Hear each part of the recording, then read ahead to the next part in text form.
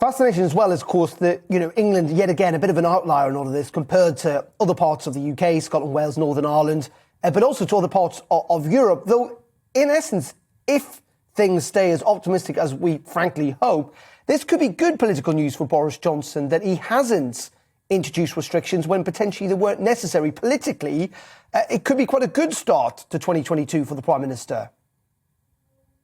Yeah, I mean, my main concern is obviously what's good for the majority of the country rather than what's good for Boris Johnson. But I agree with you. Absolutely, it would probably be good for him in the long term if this does turn out to be mild, which it probably will. Let's be realistic.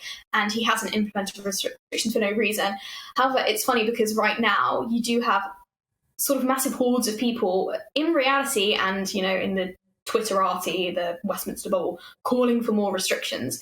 And actually polls show it's sort of like in the high 40% of the public, or adults rather, calling for further restrictions.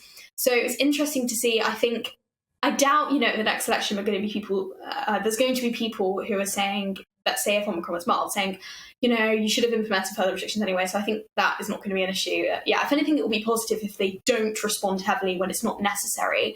However, the long-term impact of previous policies, we're already seeing them right now. Obviously, to an extent, it's a global issue with supply chains and interest rates and all that jazz. But we are seeing, in the UK, interest rates really soaring, the cost of living soaring. The problem is that obviously inflation's good when wages are there, but people's wages are not rising with that. So I think the economy is going to be a big issue in the next election.